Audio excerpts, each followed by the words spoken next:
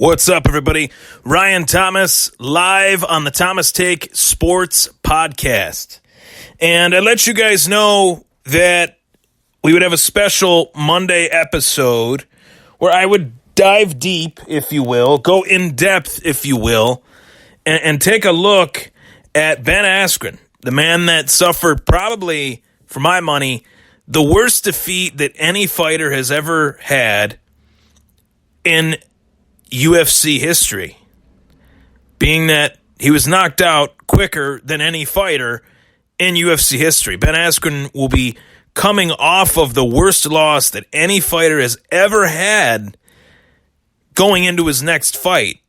And before I talk about what's next for Ben Askren, we really have to dive deep into the beginning. We have to go back in order to go towards the future, in order to move forward. Sometimes you got to go back in order to take that one big extra step. So for Ben Askren, I really want to put this in perspective for people because I know that there are so many new fans in the sport of mixed martial arts, most of which I communicate with quite often, and it's painfully obvious that they are quote-unquote new fans. A lot of fans out there are poking the bear, poking Ben Askren, making fun of his knockout loss, making fun of him, making fun of the things that he said, and I get that. It's the easiest thing to do when a fighter loses like that, especially when it's a fighter that, for whatever reason, you might not like. And in the case of Ben Askren, you might not like him because he talked a lot of trash. You might not like him because you might not think he's that good. You might not like him because his first UFC fight was very controversial and was against an opponent, was a win, quote-unquote win, versus an opponent that everybody universally likes in Robbie Lawler. So those are the three main reasons. But as I said, in this episode of the Thomas Take Sports Podcast, I will go back to the beginning in order to move forward, in order to go to the future. And for Ben Askren to really put this in perspective, this is his first loss ever in his MMA career. He's 19-1 with one no contest. So to say that this guy is a bum, to say that this guy is a schlub, is completely inaccurate. 34 years old, 19-1. His first loss ever in his MMA career at the hands of Jorge Masvidal by the way of knee for Jorge Masvidal. But Ben Askren at one point was one of the more up-and-coming fighters in the sport, was winning big fights in the sport, was beating some names in the sport, namely in Bellator, with guys like Douglas Lima and Andrei Koreshkov, who are two very nasty fighters, and in one championship, knocking out Shinya Aoki in the first round. Shinya Aoki is a tough fighter. This guy is not just some bum. This guy's got 43 wins in the sport of mixed martial arts, 9 losses. Granted, he's been knocked out quite a bit, but that's neither here nor there. Screw it. Heading into that fight, he was the biggest name in ONE FC, as was Ben Askren. That was a real big fight. But a common question that I received post my UFC 239 post-fight reaction, post, I guess you could say, was, what is my biggest Thomas takeaway from Ben Askren's loss? And as I dived into it and really thought it out before I hopped on the mic today and gave everybody a take, as I really dove into it and wanted to give it my best thought possible, my best thoughts, I come back to one point throughout my thought process, and that one point is the fact that I think Ben Askren is too little, too late. And what I mean by that is he was brought into the UFC too late, at a point in the UFC's welterweight division where he really was not needed. Granted, I love having him in the division, The division is deep, though, and throwing his name into the mix right now is pretty entertaining. I get it. But Ben Askren's biggest opportunity to be in the UFC was 2012, 2013, 2014. And if you go back to the quote-unquote state of the UFC welterweight division at that time, Georges St-Pierre had walked away from the sport. Johnny Hendricks and Robbie Lawler were battling it out for the UFC title. At that point, Ben Askren was a massive, massive name that was probably the biggest name out of any fighter outside of the UFC. And he didn't get his opportunity. He had this quote-unquote beef with Dana White, that Dana White did not like his style.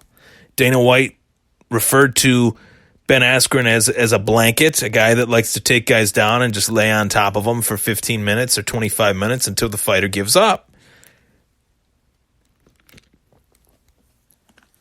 So Ben Askren had to do something in order to get Dana White's attention. One. Number two, Ben Askren had to have the hope that someone would give him the platform to tell his story. That's number two. Number three, Ben Askren had to have the fans demand that he fight in the UFC. And it would then happen because Dana does what the fans tell him to do. Time and time again, we could criticize Dana White all we want, but man, has that guy ever listened to the fans of the Ultimate Fighting Championship. He's done that for 25 years. For 20 years. And all three of those things happened. Ben Askren got the platform to promote his story as to why he wasn't in the UFC. Joe Rogan, the UFC commentator on the most popular podcast on the planet, the Joe Rogan Experience, had Ben Askren on his show.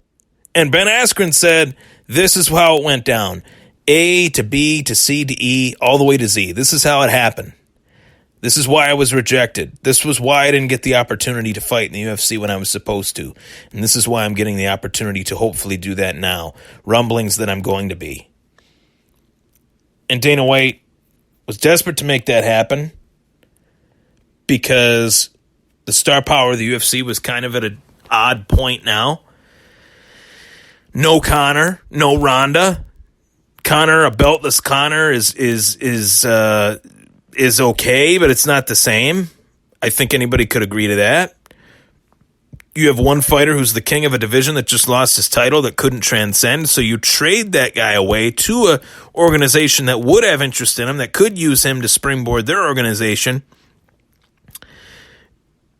And Ben Askren wasn't going to fight again in one championship. He wanted to go to the UFC. Demetrius Johnson wasn't really, feeling the UFC anymore, and the UFC wasn't really feeling him, so that trade made sense.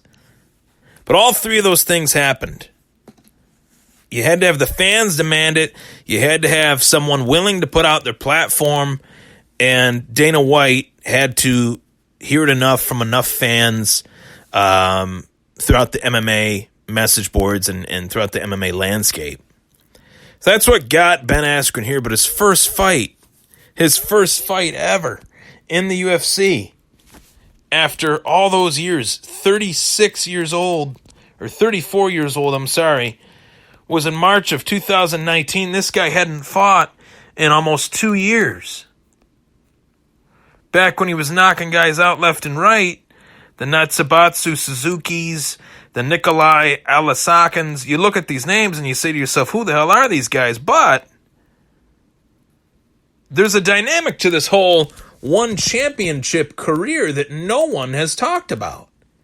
And I don't get it. There's a dynamic to this whole one championship career that no one has even touched on, and it's the fact that they don't know. They don't do their research. One championship does not have weight classes.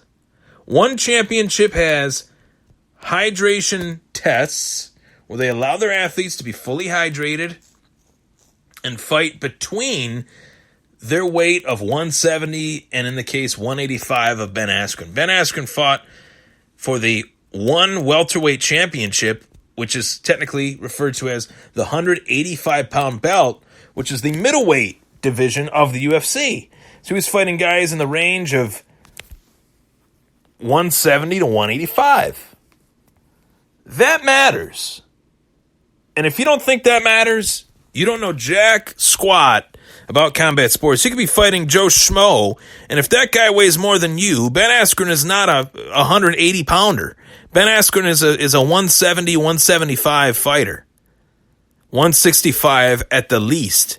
Ben Askren's not a guy that he's not the most physically appealing-looking individual, but he's not somebody that would fight well at over 180 pounds. That would be horrible for Ben Askren. So for him to take on other fighters and win overseas against guys that are bigger than him, against guys that have intangibles, that says a lot about his intangibles. So it's not like when the UFC brought him in, a little bit too late, too little too late. I will say that forever. But it's not like he was fighting scrubs when he wasn't in the UFC. He was fighting guys that had advantages against him, whether it was weight, whether it was power, whether it was speed, and he was beating him down senseless. Now, you head into the UFC, you get your opportunity, and Dana White calls, and he says, hey, Sean Shelby calls, he says, hey, Mick Maynard calls, he says, hey, Ben, your first fight we got for you, Robbie Lawler. Gee, thanks. Gee, thanks, Dana. Gee, thanks, Sean Shelby. Gee, thanks, Mick Maynard. Robbie Lawler, you're going to throw me that one? But at the same time, it's, welcome to the UFC. The best organization, the best combat sports organization ever. The best fighters in the world are in the UFC. The premier, cream of the crop, best fighters on the planet of any walk of life, boxing, MMA, all the mixed martial arts disciplines that are out there, jiu-jitsu, these are the best of the best. The NFL of MMA is the UFC. So that's what you're going to get. You're going to get a tough fight in your welcome to the UFC fight. But Robbie Lawler is probably the toughest son of a bitch in the UFC. So that was a tough one for him to quite comprehend and wrap his mind around. I'm sure of it. And I'm sure of it that Ben Askren at one point thought, well, they're putting me up against Robbie Lawler. They want me to get knocked out. He almost got knocked out then, and he for sure got knocked out by Jorge Masvidal. Now, really great segue here, because I'm going to speak from a true experienced mindset here. This isn't the man behind the mic. This is the dude that's behind the mic that went through this as an athlete. And my athletic, scholastic wrestling career, amateur wrestling career was short but sweet. And I don't have to dive into what I was able to do in that realm. But what I can say is some of the dynamics of what I learned throughout that realm. And if it is well known that you're out there as a wrestler, whether you're a wrestler in a wrestling match, whether you're a wrestler in an MMA fight, the opponent knows that the mindset of a wrestler is to immediately shoot. The mindset of a wrestler is to tie up and shoot. The mindset of a wrestler is to clinch and shoot. Work to maintain a strong position, to get underneath the opponent and put him down. That's the mindset of a wrestler in any match of any proportion, whether it's an MMA match, whether it's a wrestling match. And that was my mindset, because that's what I was taught. That's what all the other guys on my team were taught. We were taught to immediately go for points, press the action, push the pace, sprawl, and obviously try like hell not to get taken down. Whoever shoots first is usually in the driver's seat. And if the guy that's going to shoot is not you, if the guy that makes the first shot is not you, you better damn well not get taken down, because that's a shot to your pride. That's a shot to your ego. So for Ben Askren, everyone knows what he's going to do. He's going to go out there. He's going to try to take you down. But I'm going to throw you an example of a fighter that just recently retired in Chael Sonnen. Chael Sonnen was a guy that would walk out there, say what he was going to do, and do it. He was going to go out there, put his forehead in his opponent's chest, drop them on their prissy little ass, beat a hole in their head for 15 to 25 minutes or until his opponent gives up. He said that for years leading up to his fights, and that's what he did. Whether it was successful or a true failure, he did it. Ben Askren, though, has that same mentality, comes from that same cloth, is cut from that same mold, but with Chael Sonnen and Ben Askren, the biggest difference is Chael Sonnen, while not the greatest stand-up fighter of all time, I'm not going to give him that distinction, wouldn't come even close to that, but I will say that Chael Sonnen knew how to set up his takedowns from the striking distance. And I think he learned that from Randy Couture. I think he learned that from Dan Henderson. I think he learned that from all the guys at Team Quest. One of them is Matt Lindland. That's a name that dates way, way back, late 90s. So who is Ben Askren training with that is going to teach him that stuff? Anthony Pettis? No. Tyron Woodley? Maybe, but as far as speed and power and athletic traits and athletic ability, I'm not going to say that Tyron Woodley can really translate his game to Ben Askren.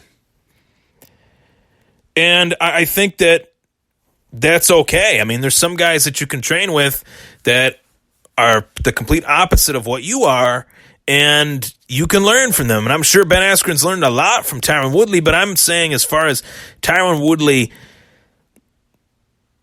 allowing Ben Askren to somewhat learn somewhat of Woodley's skill set and implement it, no. Askren does not have the physical talent that Woodley has. I alluded to that earlier.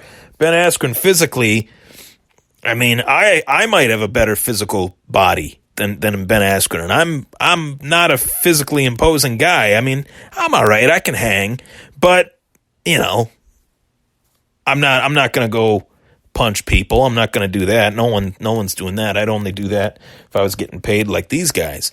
But that's neither here nor there. My point is, you have to have a fighter that can do a little bit of everything. And Ben Askren, at this stage of his career, 34 years old, he is extremely, extremely one-dimensional. And something that Chael Sonnen worked on, knowing that he was very one-dimensional as well, but Chael Sonnen worked on his stand-up, worked on his feinting, worked on using his boxing looks to set up takedowns. And also, once he'd get the takedown, he worked on learning new submissions post his first loss to Anderson Silva. He was able to submit Brian Stan. He was able to submit Shogun Hua. He was able to submit some guys. And that is what Ben Askren needs to do. If Ben Askren could become this jiu-jitsu, phenom, then really, man, he'd be in good shape. And the one guy that I can think of that fights in the same weight class as Ben Askren, that would be a great training partner for Ben Askren, Damian Maia. If Ben Askren called up Damian Maia and said, hey, look, Damian, I really respect you. You're a legend in this sport. You're the best submission artist that the sport has probably ever had, especially in this modern era. I want you to teach me everything you know about Brazilian Jiu-Jitsu. Working submissions from top position, working submissions from bottom position if I'm getting smashed. How can I catch a guy in something? Damian Maia has made a long, noteworthy career of that. Probably will find himself in the UFC Hall of Fame one day. If you go look at the UFC record books, there's not many records at that middleweight, during that middleweight time of Maia's career, and even the welterweight time of Maia's career that wouldn't put him on that list. And Ben Askren, as he said before, and as I've alluded to already, he's not getting any younger. He wants to be that guy to win that UFC belt. He wanted to compete in the UFC in order to win that belt. He had to compete in the UFC to fight the best of the best in order to win that belt. But at 34 years old, I don't know if he can do it. At this current juncture, I don't think he can. And it's sad to say that because this 5-second loss could have happened to anybody. Can I say that? Can I just throw that out there? This 5-second loss could have happened to any fighter. Any fighter, this could have happened to them. And to Ben Askren it did, and it sucks for him because he was one fight away from getting that coveted title shot. 100%. Had Ben Askren went out and mauled Jorge Masvidal, he would have got that title shot. And he would have deserved it. This guy's a draw. You go to the social media circles, he's getting talked about every day, positively or negatively. He's bringing so much attention to the UFC. You go on YouTube and look at some of the YouTube videos. Ben Askren's are the highest viewed of any MMA fighter currently. The biggest name in MMA right now, I think, outside of Conor, I'm talking, new names, is Ben Askren. And now he gets knocked out. Jorge Masvidal kind of takes a little bit of that spotlight, a lot of bit of that spotlight. So maybe Jorge is the big new name, but Jorge Masvidal's been around for forever in the UFC and Strikeforce, whereas Ben Askren was tucked away, locked in a cage in the Philippines, locked in a cage in Thackerville, Oklahoma, and Bellator, and really did not get an opportunity to fight on a big stage until now. And I feel for Ben Askren. I really do. This guy, folks, he's a hell of a promoter. He promotes his fights. Outside of that, he's a really decent guy. He's done a lot for the sport of wrestling. I feel very obligated to throw him my praise for really helping the sport of amateur wrestling grow to unprecedented levels. There was a huge lull as far as superstardom in the sport of amateur wrestling, NCAA wrestling, Olympic wrestling, and Ben Askren was able to shatter that glass ceiling and really make those tournaments in the NCAA in 06, 07, 08 really, really entertaining with his funky personality, with his big afro hanging out of his wrestling gear, his wrestling headgear. I've always been a fan of Askren, and I really hope he can turn it around. This is a devastating loss for him. There is no doubt about it. I thought today on the Ariel Helwani show, he was phenomenal. I thought he was extremely classy. I thought he spoke very well, and it was great that he was able to just pick up some of the pieces of that loss and just move forward, because that's really all you can do at that point. You lost in 5 seconds and everyone else knows it. So what sense is there in sugarcoating that? Did he say he likes Jorge Masvidal? No, he's not going to say that. But he is going to say that he'll be back, hopefully better than ever, and hopefully get the opportunity to avenge this loss, because I think he's still a player in this division. The question is, who does he fight? And if he doesn't get the opportunity to fight soon, that would stink. That would really stink. I want to see him in there with a guy that would also wrestle him. And I mean, I go and I look at the UFC welterweight division, and it's tough to kind of give a take on who Askren could potentially fight, because he's got some teammates in the weight class, and Tyron Woodley and Anthony Pettis. He's got some names that he would match up well against. And let's dive into that. Why not? Let's dive into that. We'll see what we come up with. The fact that Daniel Cormier is the number one pound-for-pound fighter on planet Earth is pretty dumb to me, but oh well. Kamaru Usman, the champ. Tyron Woodley, that's his best friend. They're not fighting. Colby Covington has got Robbie Lawler. Rafael Dos Anjos just beat Kevin Lee. Jorge Masvidal just knocked out Askren in 5 seconds. Darren Till got knocked up by Jorge Masvidal. Maybe there's an opportunity for Ben Askren to fight Darren Till. Maybe there's an opportunity for Ben Askren to fight Stephen Wonderboy Thompson. Maybe there's an opportunity for Ben Askren to fight Santiago Ponzinibbio, Leon Edwards, maybe even Damian Maia. There are some guys out there for Ben Askren. No, make no mistake about it. Make no bones about it. This guy is a fighter that will fight. Let me go to a quick commercial break, and I'm going to play a segment from Ben Askren's interview today with Ariel Helwani. We'll dive into that, and I'll get my take on that.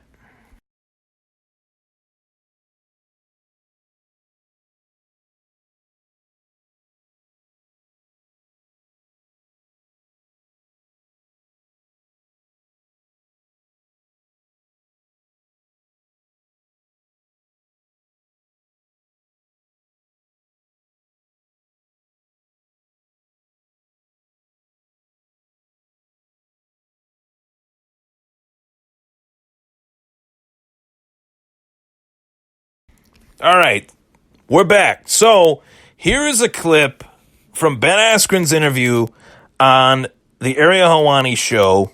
He interviewed with Ariel today. All credit goes to Ariel Helwani, the best damn MMA journalist, period, ever. I just want to play this clip for the viewers and listeners that haven't heard it. Ben Askren talking to Ariel Helwani. And what is it like? What is it like getting that information from your wife? You've never experienced that before. Never. Yeah, you know what? Effing Eddie Alvarez actually jinxed me.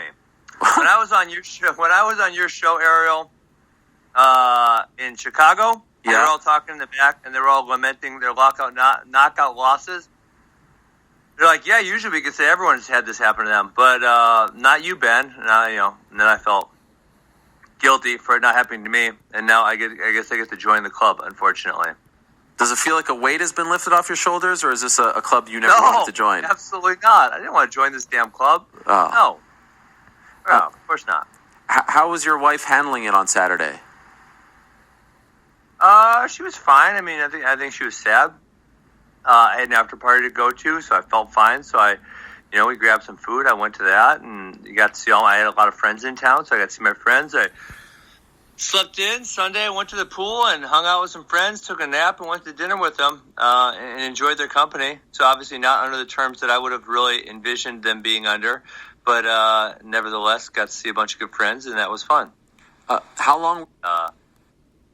So I wanted to play that because it puts into perspective what I've already kind of touched on. Ben Askren is a regular guy. He showed true humility in that entire interview, and I want to give him a lot of credit for that. And as I said, no credit goes to me for that interview. That's all Ariel Helwani on the greatest talk show in MMA history. Anything with Ariel Helwani is great. I want to give Ariel a lot of props for being a shining light in the world of mixed martial arts journalism. And I think that interview was really great. And I listened to it today as it happened live, kind of formulated an opinion on it, and really based it on this episode of my podcast. You get a glimpse as far as the reality of being a fighter. I mean, how embarrassing could that have been for Ben Askren to lose like that? That was his first MMA loss. This was his first loss since Ben Askren competed for the United States of America in the World Wrestling Olympics. I mean, this dude is a true competitor, and I don't see him going away. And there was another clip of that interview where Ariel Helwani asked Ben Askren, will the trash talk be toned down? Will you change things up? And I'm so thankful that Ben Askren said, no, why would I do that? That doesn't make sense. But it's really tough because I don't know what's next. If Ben Askren fights Darren Till, can I honestly pick Ben Askren? I can't. Darren Till is a big guy. He's a big fighter. He could probably fight at middleweight, probably will fight at middleweight at some point down the line. Maybe not just yet, but probably will. Stephen Wonderboy Thompson, I like that fight for both fighters. I think that fight makes a lot of sense due to the fact that Wonderboy just got knocked out by Pettis and needs a dance partner again, and Askren got knocked out by Masvidal. Wonderboy Thompson has a win over Masvidal, and maybe for Ben Askren, if Ben Askren were to fight Wonderboy Thompson and get a win over him, it would definitely inch him back right where he was, because Wonderboy, former number one contender in the division, fought Tyron Woodley 2 times for the belt. Maybe that puts him in that discussion. Right back where he was before he fought Jorge Masvidal. I think that would be the fight to do it. I like both of those fighters. So it's really tough when the UFC has fighters that I like and they put them in there together and you know one of them's going to lose, you know one of them's going to win, and you don't want either one of them to win or lose. It's horrible. The struggle is so real. I experienced it with Robbie Lawler and Donald Cerrone. They announced that matchup. I'm like, what the hell, guys? Really? You're going to do this to me? Really? But it is what it is. The Ultimate Fighting Championship is the best of the best fighters in the world, the best matchups that you could possibly dream up fight in that organization.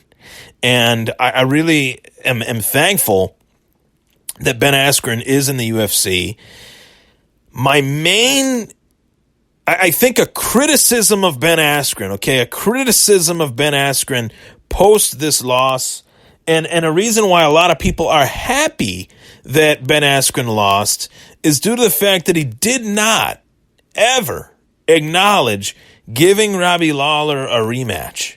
And he probably should have, just out of the fairness and goodness of his heart, as far as being a veteran of the game, as far as knowing that Robbie Lawler wasn't out, as far as knowing that Robbie Lawler did have his number at the start of the fight. I would have, if I was Ben Askren and I really wanted to get into the good graces of the UFC fans, I would have said, you know what? I will give him his rematch. I beat him. I beat Robbie Lawler twice. Beat a former champ twice. It's a lot better than beating Robbie Lawler in controversial fashion and even beating Jorge Masvidal in dominant fashion.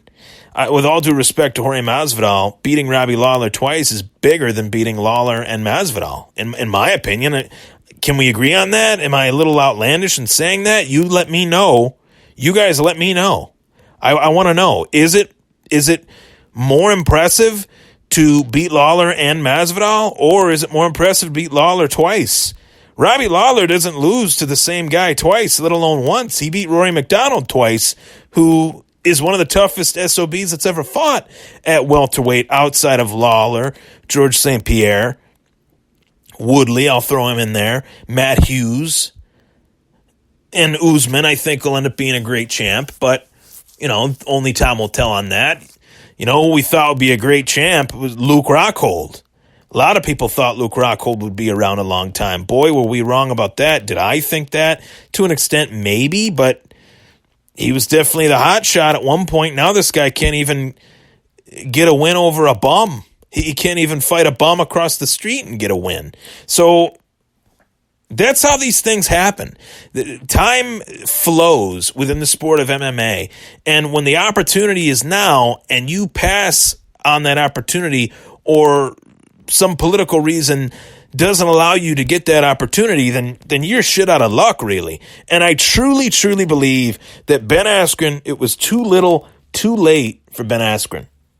I don't know if this guy will ever get a title. I don't think he will. And it's not due to the fact that he's not capable. He's just at the wrong era, fighting in the wrong time. He should have fought when George St. Pierre was still around. He should have fought when Johnny Hendricks had the belt. Should have fought Robbie Lawler when Robbie had the belt. I mean, Ben Askren was the man at that point in those other organizations, in Bellator, in ONE FC. And he was 2 years out of the game, 2 years retired, and gets a call from the UFC that, hey, you've been traded. We traded our flyweight that's defended our UFC belt more than anybody, more than GSP, more than Anderson Silva. I mean, what pressure is that? That is an enormous amount of pressure. You get traded from an organization that you haven't fought for 2 years for the guy that is the fighter that has defended a UFC belt more times than anybody. And now these Twitter dorks go on Twitter and poke fun about how a guy got knocked out in 5 seconds when they would never grow the pair that they need to get into that octagon. I'm not saying I would, but I bet you I would do. I can't even say it. I can't because I don't want to get in trouble. But I bet you that I would be a lot more susceptible to saying yes to getting in the octagon with those keyboard dorks than they would be with me. I guarantee you that. So when I see that stuff, it really irks me. It's so disrespectful. It's so out of tone, out of turn, whatever you want to. It really made me mad. And it's not like I'm the biggest Ben Askren Homer fan ever. I'm really not. I like Ben Askren. I love his gimmick. I think he's funny. And I think that he's a breath of fresh air, quite frankly. And I really wanted him in the UFC back in 2012, 2013. I really thought when George St. Pierre beat Nick Diaz, when George St. Pierre was waiting for the right opponent, I thought that Ben Askren would be that guy. And it never happened. And I wish that it did because I think that's when George was in his prime and that's when Ben was in his prime. And maybe they will fight somewhere down the line, but now at this 5-second knockout, even though it's the lone loss on Ben Askren's career, boy, I bet you more than anything, Ben Askren wishes that he could get in there real soon just to scrape off that terrible performance. And it could have happened to anyone. Could have happened to any fighter. But it happened to him, and it happened for a reason. Hopefully he can bounce back, bite down on the mouthpiece, and make that comeback. So that's it. I mean, that's my take on Ben Askren right now. And a lot of people said, we want to know, what's your take on Ben Askren? What's next? What do you think? Well, that's what I think. And I hope you guys enjoyed that. I know I did.